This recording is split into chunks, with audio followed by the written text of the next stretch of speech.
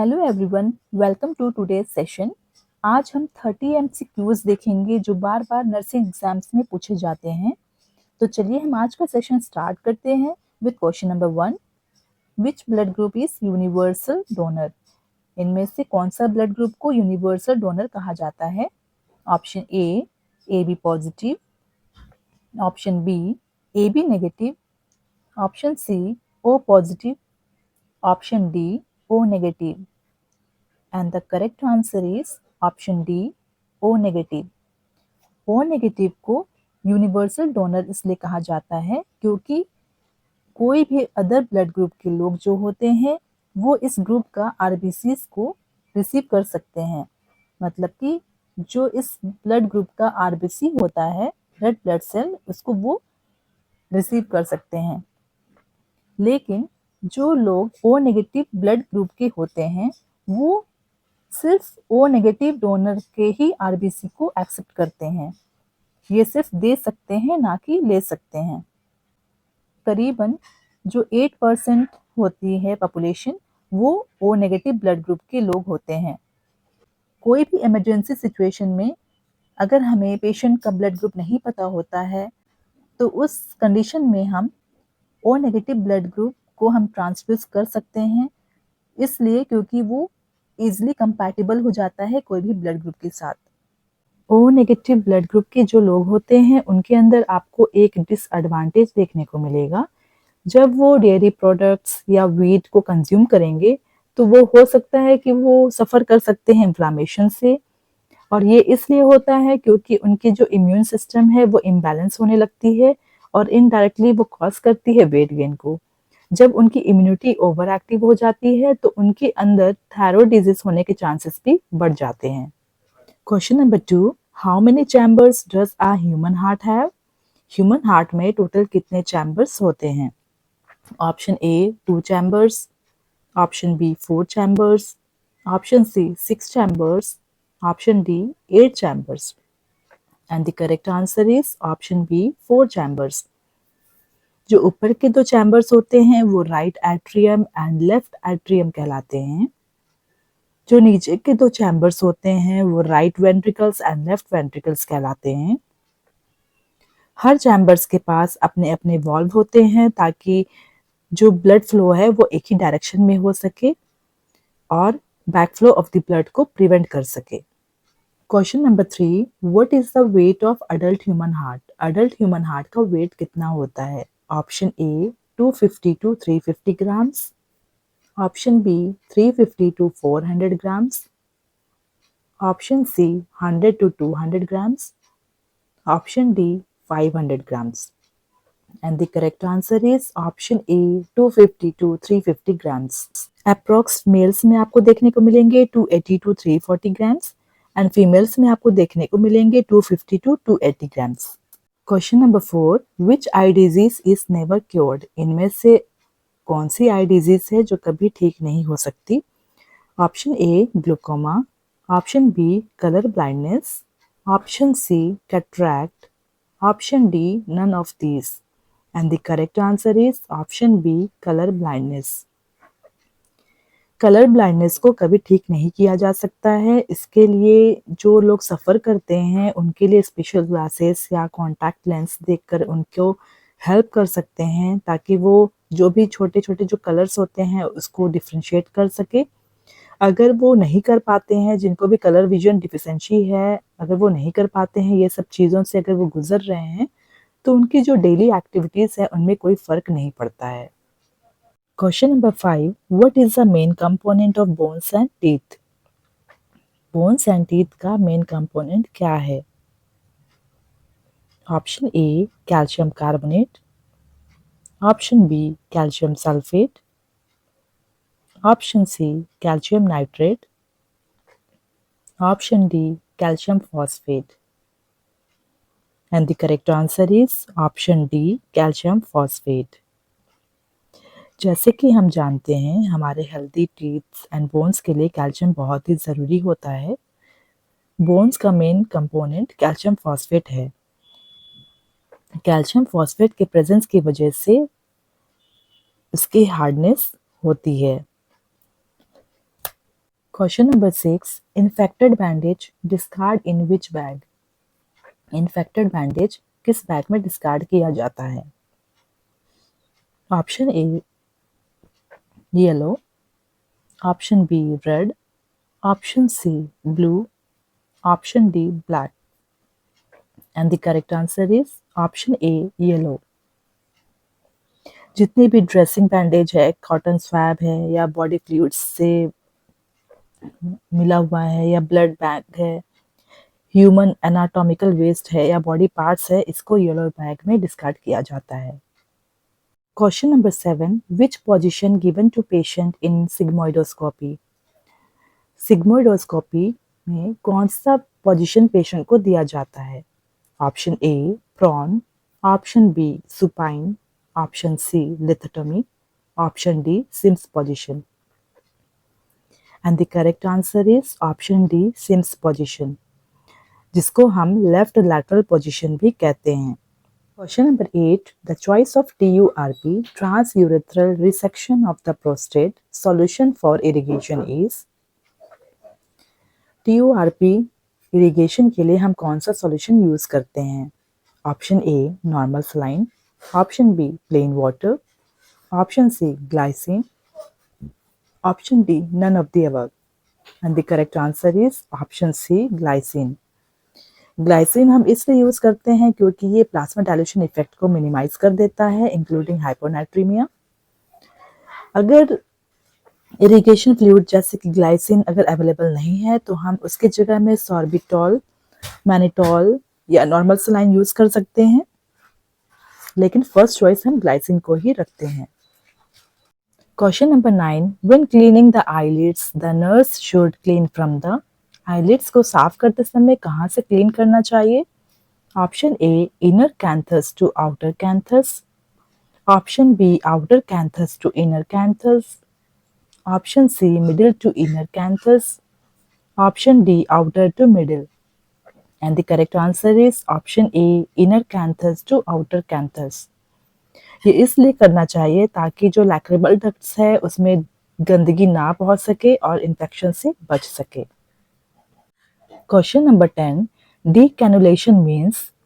डीकैनुलेशन का मतलब क्या होता है? Option A IV cannula removal, option B IV cannula insertion, option C tracheostomy removal, option D tracheostomy, and the correct answer is option C tracheostomy removal.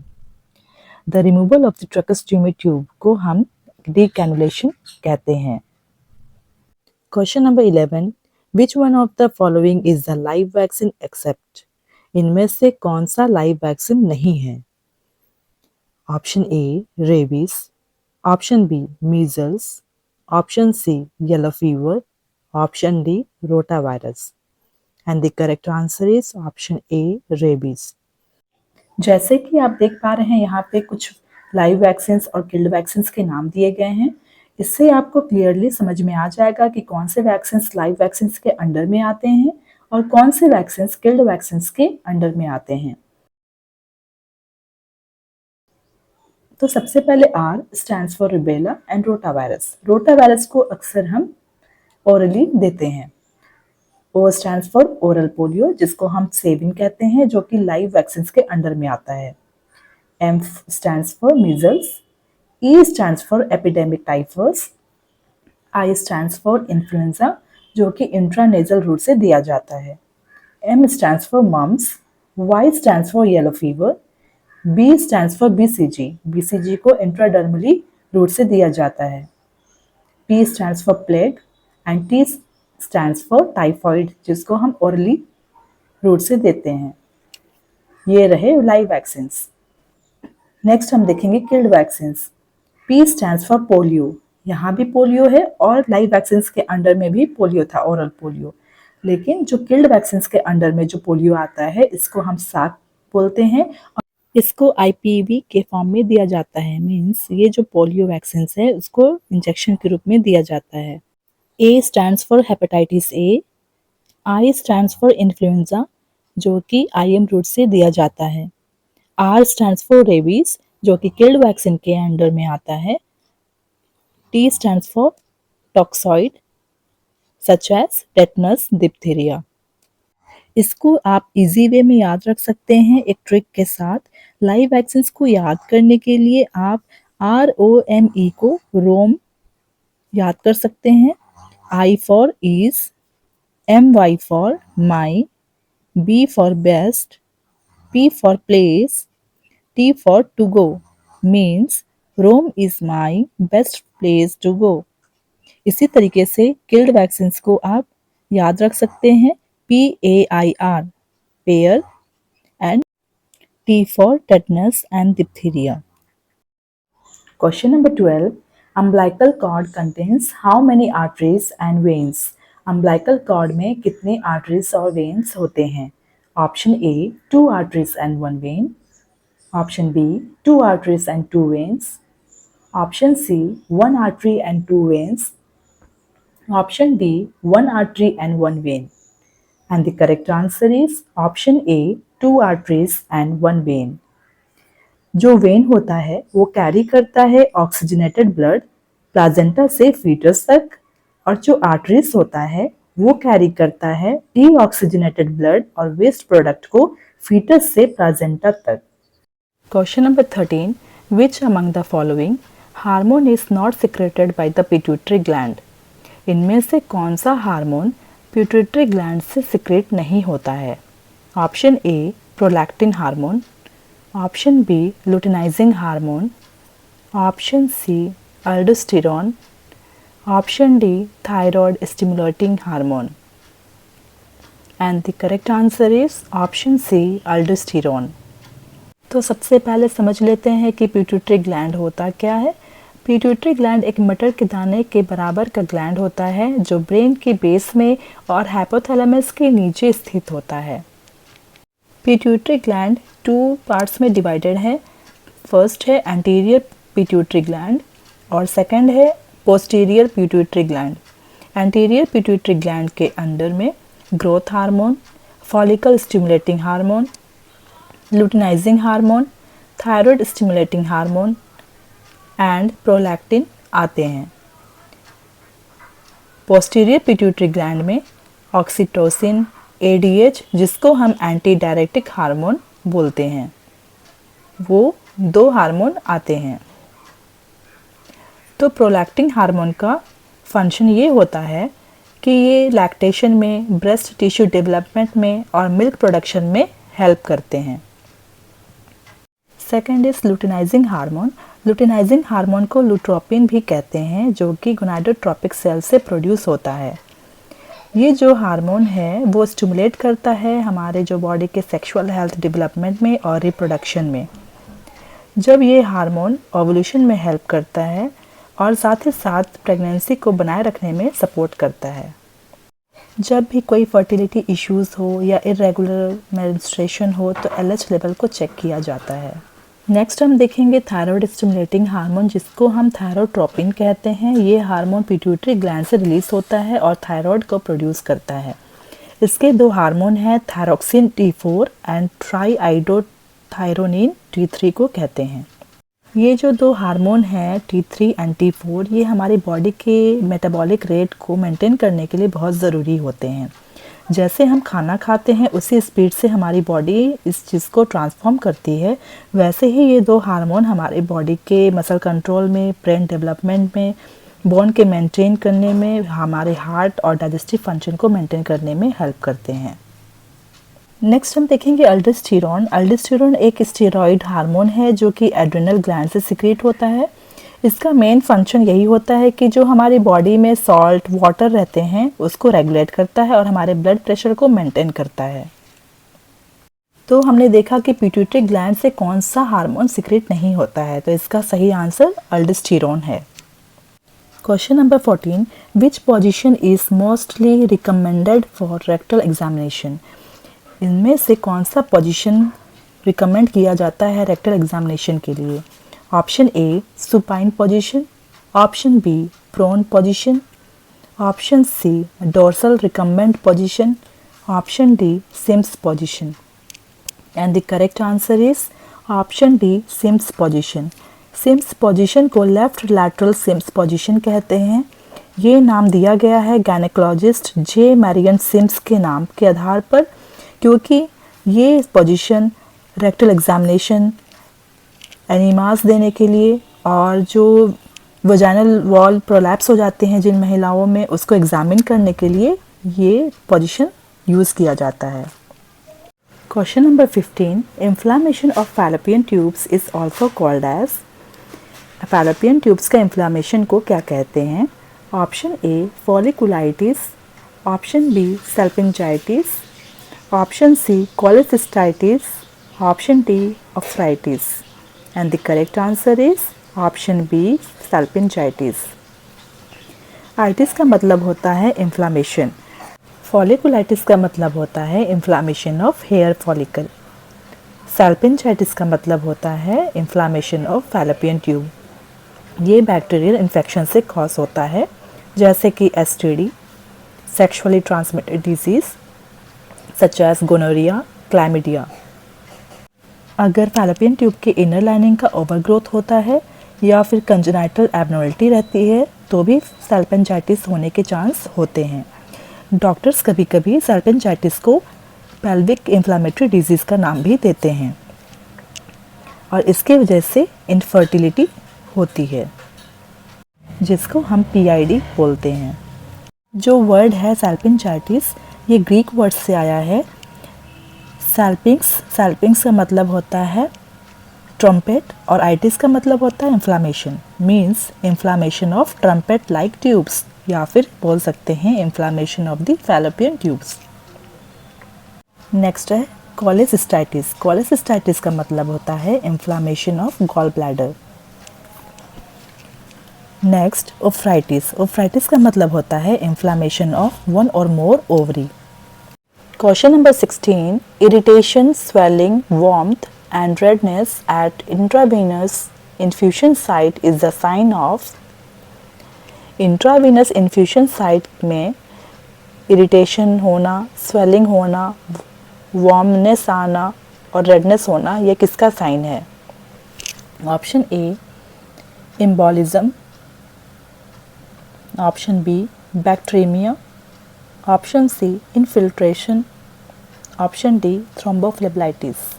से पहले हम देख लेते हैं एम्बोलिज्म। एम्बोलिज्म का मतलब होता है obstruction of an artery by clot और एयर बबल। सपोज आर्टरी में कोई एयर बबल बन जाए या फिर क्लॉट हो जाए तो उसकी वजह से ऑब्स्ट्रक्शन होना वो एम्बोलिज्म कहलाता है। तो क्या ये सारे साइंस आपको एम्बोलिज्म में दिखेंगे? नहीं, तो एम्बोलिज्म नहीं है इसका आंसर। नेक्स्ट हम देखेंगे बैक्टीरिया। बैक्टीरिया का मतलब होता है बैक्टीरिया इन ब्लड। ब्लड में बैक्टीरिया का इन्फेक्शन होना, तो ऐसे में होल बॉडी में आपको फीवर दिखेंगे।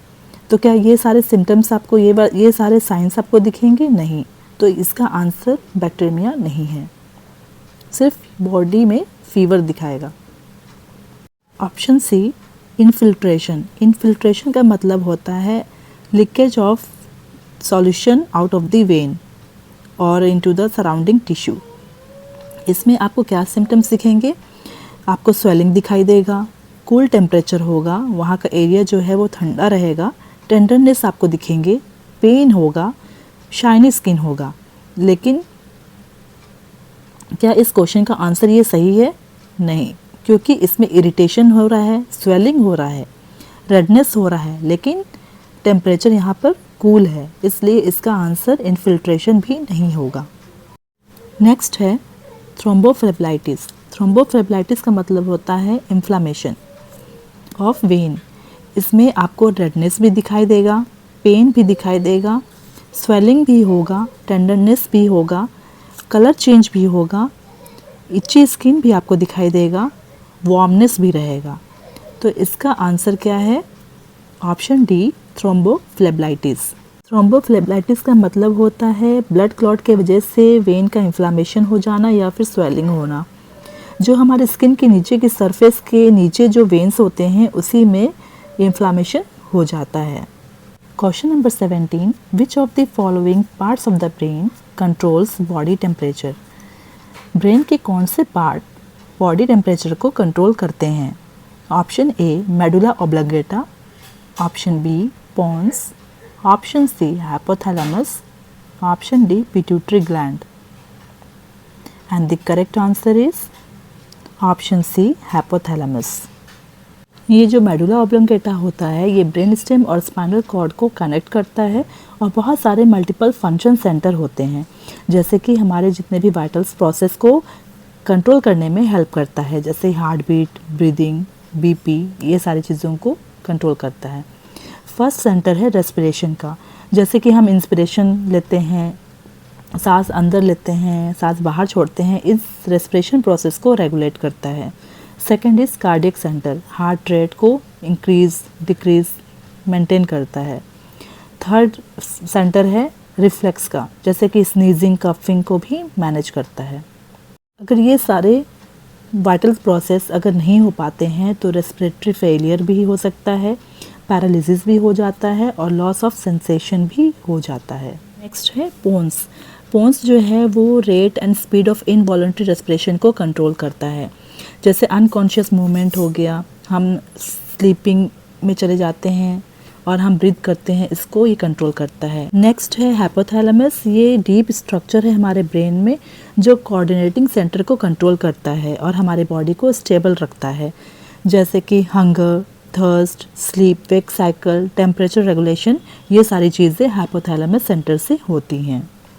पिट्यूटरी ग्लैंड के पास कोई सेंटर नहीं होता है, तो इसका आंसर ऑप्शन सी है, hypothalamus. Question number 18. Inadequate intake by the pregnant women of which vitamin can cause neural tube defect? गर्भवती महिला के कौन से विटामिन की अपर्याप्त सेवन करने से न्यूरल ट्यूब डिफेक्ट होता है? Option A folic acid, option B niacin, option C thiamine, option D riboflavin. Folic acid folate deficiency anaemia को ट्रीट करने के लिए और उससे प्रिवेंट करने के लिए दिया जाता है।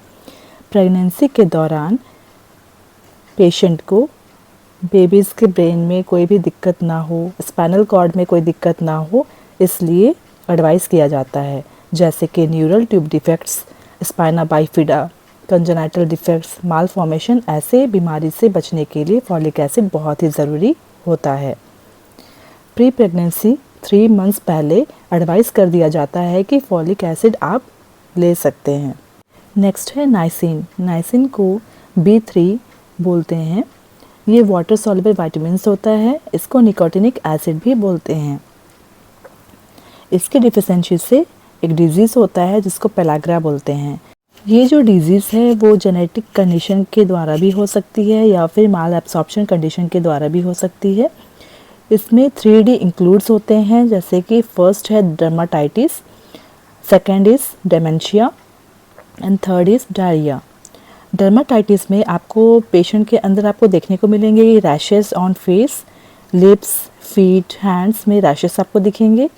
नेक्स्ट है डेमेंशिया, इसमें आप देख सकते हैं कि जो पेशेंट की याद करने की जो शक्ति होती है वो कम हो जाती है और अपने लाइफ का जो डिसीजन मेकिंग है वो उसको करने में वो असमर्थ हो जाता है, क्योंकि ब्रेन के अंदर कुछ चेंजेस होते हैं, जैसे कि मेमोरी लॉस, जजमेंट, और इस बीमारी को हम अल्जीमर डिजीज़ भी बोलते हैं। ये मोस्टली ओल्डर पीपल लोगों के अंदर आपको देखने को मिलता है। अगर ये 3D डर्माटाइटिस, डेमेंशिया, डायरिया अगर ये बना रहा, डेथ भी आप देख सकते हैं। नेक्स्ट है थायमीन। थायमीन को B1 विटामिन्स कहते हैं। जो भी हम कंज्यूम करते हैं फूड वो एनर्जी में कन्वर्ट होता है और हमारे नर्वस सिस्टम को हेल्दी रखने में हेल्प करता है। थायमीन की डिफिशिएंसी से बेरी होता है और पेशेंट के अंदर आपको पेरिफेरल न्यूरोपैथी और वेस्टिंग देखने को मिलेगा। Next is riboflavin. राइबोफ्लेविन को B2 विटामिन्स के नाम से जानते हैं और ये हमारे डाइटरी सप्लीमेंट्स में, फूड में पाया जाता है। ये हमारी बॉडी ग्रोथ के लिए बहुत ही ज़्यादा ज़रूरी होता है। रेड ब्लड सेल के प्रोडक्शन में हेल्प करता है। ये डेयरी प्रोडक्ट्स में, एग्स में, ग्रीन लीफी वेजिटेबल्स में, मिल्क में पाया जाता है। राइबोफ्लेविन की डिफिशिएंसी से आपको डेवलपमेंटल एबनॉर्मलिटीज़ देखने को मिलेगा, जैसे कि cleft lip, cleft palate, growth retardation. कौन से विटामिन की कमी से न्यूरल ट्यूब डिफेक्ट देखने को मिलता है? तो right answer is option A folic acid. Question number 19, Patient is receiving heparin therapy. What drug should be kept at bedside in case of heparin toxicity? Suppose patient को heparin therapy मिल रहा है और अचानक से हेपारिन टॉक्सिसिटी उसको हो जाता है, तो आप कौन सा ड्रग उसको देंगे? Option A N acetylcysteine, option B protamine sulphate, option C warfarin, option D vitamin K. N acetylcysteine ये एंटीडोट होता है पीसीएम का, जिसको हम कहते हैं acetaminophen. Next is protamine sulphate. Protamine sulphate ये एंटीडोट होता है हेपारिन का। तो जब किसी पेशेंट को हेपारिन टॉक्सिसिटी है तो हम देंगे प्रोटामिन सल्फेट। नेक्स्ट है वारफरिन। वारफरिन एक एंटीकोगुलेंट है। एंटीकोगुलेंट का मतलब कि ब्लड क्लॉट से बचाता है। ये विटामिन के का एंटीडोट है। वारफरिन का टॉक्सिक इफेक्ट्स ब्लीडिंग होता है। Question number 20, maximum development of the brain occur at, सबसे ज्यादा ब्रेन का डेवलपमेंट कब होता है? Option A from birth to age 5, option B adolescence, option C school going age, option D first trimester of pregnancy. And the correct answer is option A from birth to age 5। Question number 21, bone dysplasia is due to, bone dysplasia होता क्यों है? Option A vitamin deficiency, option B hormonal imbalance, option C faulty nutrition, option D faulty development. And the correct answer is option D faulty development. जैसे कि आप एक image में आपको देखने को मिलेगा कि नॉर्मल लेग्स कैसा होता है और बो लेग्स कैसा होता है, जैसे कि आप यहाँ पर देख पा रहे हैं। तो सबसे पहले हम समझ लेते हैं कि डिस्प्लेजिया का मतलब होता क्या है। डिस्प्लेजिया का मतलब होता है abnormal development of cells within tissue और ऑर्गन्स, मतलब कि सेल्स का एबनॉर्मल डेवलपमेंट होता। मीन्स बोन डिस्प्लेजिया को हम स्केलेटल डिस्प्लेजिया भी बोलते हैं। ये बच्चों में आपको देखने को मिलेगा। बच्चों की आर्म्स और लेग्स में इरेगुलर ग्रोथ होता है। बोन डिस्प्लेजिया को हम स्केलेटल डिस्प्लेजिया भी बोलते हैं और ये एक जेनेटिक डिसऑर्डर है। बहुत से पेरेंट्स के थ्रू ये बच्चों में इनहेरिट होता है। Means one generation to next generation देखने को मिल सकता है। जब प्रेगनेंसी के दौरान बेबीज के जीन में म्यूटेशन होता है, म्यूटेशन का मतलब होता है जब जीन ऑर्डर में कोई भी सडन चेंज होना, तो आप ये डिस्प्लेजिया देख सकते हैं। इसके वैरायटी ऑफ सिम्टम्स होते हैं, जैसे कि शॉर्ट स्ट्रेचर, जैसे कि आप पिक्चर में इमेज में आप देख सकते हैं, बॉड लेग्स, जॉइंट प्रॉब्लम्स बच्चों में आपको देखने को मिल सकते हैं। उसके short arms and legs, stiffness, immobile joints including fingers, wrist, feet, ankles, नीज, हिप्स। इसका कोई क्योर नहीं होता है, लेकिन आप ट्रीटमेंट के थ्रू आप सिम्टम्स को मैनेज कर सकते हैं। Question number 22, normal portal Venus pressure is, portal Venus pressure का नॉर्मल वैल्यू कितना होता है? Option A 15 to 20 mm of Hg, option B 5 to 10 mm of Hg, option C 10 to 15 mm of Hg, option D 20 to 25 mm of Hg. And the correct answer is option B 5 to 10 mm of Hg. Question number 23, cardiac output is increased in case of, cardiac output कौन से case में बढ़ता है? Option A shock, option B hypoxia, option C congestive heart failure, option D arrhythmia. And the correct answer is option B hypoxia. Hypoxia means lack of oxygen in the tissue. Question number 24, blood vessels which connects artery and vein, ऐसे blood vessels जो artery और vein को connect करते हैं वो क्या कहलाते हैं? Option A arteriole, option B capillary, option C venule, option D sinus. And the correct answer is option B capillary. Question number 25, largest artery of human body is, human body का सबसे largest artery कौन सा होता है? Option A carotid artery, option B subclavian artery, option C aorta, option D pulmonary artery. And the correct answer is option C, aorta. Question number 26. Nifedipine used in treatment of eclampsia is, जो drug नेफेडिपिन हम use करते हैं एक्लैम्पशिया को treat करने के लिए, वो कौन सी कैटेगरी में आता है? Option A prostaglandin inhibitor, option B adrenergic antagonist, option C calcium channel blocker, option D beta blocker. And the correct answer is option C calcium channel blocker. Calcium channel blocker कैसे काम करता है? हमारे heart के sales में, blood vessels में जो calcium का मूवमेंट होता है, नेफेडिपिन उसको रोक देता है. इससे क्या होता है, जो नेफेडिपिन है वो हमारे ब्लड वेसल्स को रिलैक्स करती है और ब्लड की सप्लाई को बढ़ा देती है ताकि हार्ट का जो वर्कलोड है वो कम हो सके. नेफेडिपिन का यूज़ हम हाई बीपी को ट्रीट करने के लिए यूज़ करते हैं, हार्ट डिसीज में देते हैं और जो अंजाइना से जो चेस्ट पेन होता है उसको रोकने के लिए भी देते हैं. Question number 27. One of the complications of hypertension is, इनमें से कौन सा कॉम्प्लिकेशन हाइपरटेंशन का होता है? Option A accelerated hypertension, option B acute arterial occlusion, option C irreversible ischemia, option D myocardial infection. ये जो एक्सेलरेटेड हाइपरटेंशन होता है ये लाइफ थ्रेटनिंग मेडिकल इमरजेंसी होता है. अगर इसे ट्रीट नहीं किया जाए तो ये सीवियर फॉर्म ले सकता है. इससे ऑर्गन डैमेज हो सकता है और पेशेंट की डेथ भी हो सकती है. नेक्स्ट है अक्यूट आर्टियल ऑकल्शन. अक्यूट आर्टियल ऑकल्शन का मतलब होता है अक्यूट लिम्ब इस्कीमिया होना. ये एक इमरजेंसी कंडीशन होता है जिसको हम वास्कुलर इमरजेंसी बोल सकते हैं. पेशेंट के लोअर एंड अपर एक्सट्रीमिटीज के पेरिफेरल आर्टरी में देखने को मिलता है. नेक्स्ट है इरिवर्सिबल इस्कीमिया. इरिवर्सिबल इस्कीमिया का मतलब होता है जब रिवर्सिबल इस्कीमिया इन्फेक्शन में बदल जाता है, उसको कहते हैं irreversible ischemia.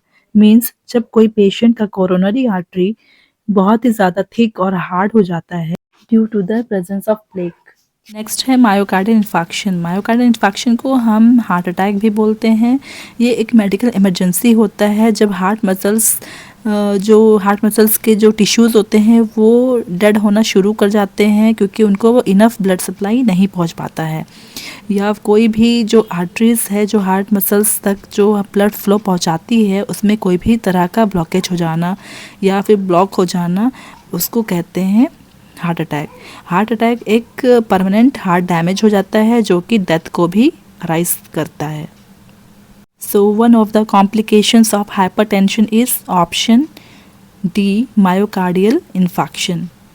Question number 28. In acute myocardial infarction, which enzyme is raised first? Myocardial infarction means heart attack में कौन सा एंजाइम बढ़ा हुआ दिखता है? Option A SGPT, option B SGOT, option C CPKMB, option D troponin T. And the correct answer is option C CPKMB. इसको हम लोग क्रिएटिन फॉस्फोकाइनेस एमबी कहते हैं. ये बहुत ही ज़्यादा सेंसिटिव और स्पेसिफिक इंडिकेटर होता है. ईज़िली हम लोग एमआई को डायग्नोस कर सकते हैं. जब हार्ट मसल्स में डैमेज होता है तो जो CPKMB होता है, कुछ एंजाइम्स ब्लड में लीक हो जाते हैं और इससे हम ईज़िली डिटेक्ट कर सकते हैं एमआई को. Question number 29.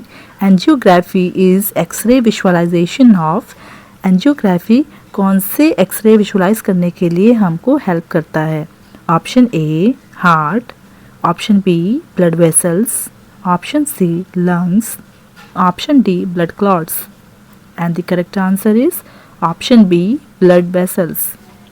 जो एंजियोग्राफी है एक टाइप ऑफ एक्सरे है जिसको हम ब्लड वेसल्स को विजुलाइज करने के लिए यूज़ करते हैं. ब्लड वेसल्स को नॉर्मल एक्सरे के थ्रू हम देख नहीं सकते, इसलिए स्पेशल डाई आता है जिसको हम कॉन्ट्रास्ट एजेंट बोलते हैं. उसको हम ब्लड में इंजेक्ट करके उसको विजुलाइज करते हैं. For example iodine. आयोडीन का यूज़ करके एंजियोग्राफी को विजुलाइज किया जाता है। Question number 30, the first choice of drug for treating myocardial infection. First choice of drug हम मायोकार्डियल इन्फेक्शन में कौन सा यूज़ करते हैं? Option A nitroglycerin, option B heparin, option C streptokinase, option D streptomycin. And the correct answer is option C streptokinase. Streptokinase fibrinolytics के under में आता है, जो फिब्रिनोलाइसिस का प्रोसेस होता है उसको एनहांस करता है। जब भी हमारे बॉडी में क्लॉट बनता है तो वो नेचुरल वे से उसे ब्रेक करने की कोशिश करता है।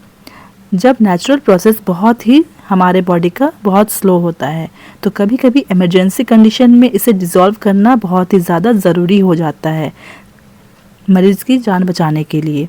ऐसे कंडीशन में हम फिब्रिनोलाइटिक्स ड्रग्स का यूज़ करते हैं, जिसको हम स्ट्रेप्टोकाइनेस कहते हैं।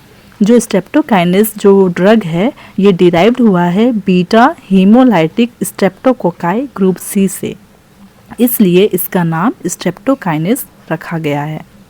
ये एक वाइल में ड्राई पाउडर के फॉर्म में मिलता है, इसे एनएस से डिज़ोल्व करना पड़ता है। हम इसका मैकेनिज्म ऑफ एक्शन देखेंगे। जो फिब्रिनोलाइसिस का ये जो प्रोसीजर है तो सबसे पहले फाइब्रिन होता है, आप इस डायग्राम में देख सक रहे हैं। सबसे पहले जो फाइब्रिन है वो कन्वर्ट होता है फाइब्रिन डिग्रेडेशन प्रोडक्ट्स में, और ये जो फाइब्रिन है वो अल्टीमेटली क्लॉट्स को डिसॉल्व करती है। इस प्रोसीजर के लिए ज़रूरत पड़ता है प्लाज्मिन का। जो प्लाज्मिन है वो एक प्रोटीएस है जो प्रोटीन को डिसॉल्व करने का एंजाइम होता है। प्लाज्मिन जब फाइब्रिन पर एक्ट करता है तभी फाइब्रिन का ब्रेकेज स्टार्ट होना शुरू करता है। ये जो प्लाज्मिन है ये प्लाज्मिनोजन से बनता है और ये एक प्रोटीन है जो प्लाज्मा में अवेलेबल रहता है। तो जब प्लाज्मिन में कन्वर्ट होता है और कन्वर्ट होने के लिए इसको एक एक्टिवेटर ज़रूरत पड़ता है, जिसको हम प्लाज्मिनोजन एक्टिवेटर का नाम देते हैं। ये प्लाज्मिनोजन एक्टिवेटर से ये प्लाज्मिनोजन प्लाज्मिन में कन्वर्ट होकर फाइब्रिन में एक्ट करता है और फाइब्रिन एफडीपी में कन्वर्ट हो जाता है और इससे क्लॉट डिसॉल्व हो जाता है। मीन्स ये जो प्लाज्मिनोजन एक्टिवेटर है ये स्ट्रेप्टोकाइनेस का काम करता है। जब भी किसी पेशेंट को एक्यूट एमआई आया हो या उसका एसटी एलिवेशन बढ़ा हुआ आया हो तो स्ट्रेप्टोकाइनेस थ्रोम्बोलाइटिक एजेंट का काम करता है। इसको 15 lakh international unit over 1 hour NS में डिसॉल्व करके दिया जाता है, जिसको हम थ्रोम्बोलाइज करना कहते हैं। So this is the end of my video. I hope you find it useful. Thank you.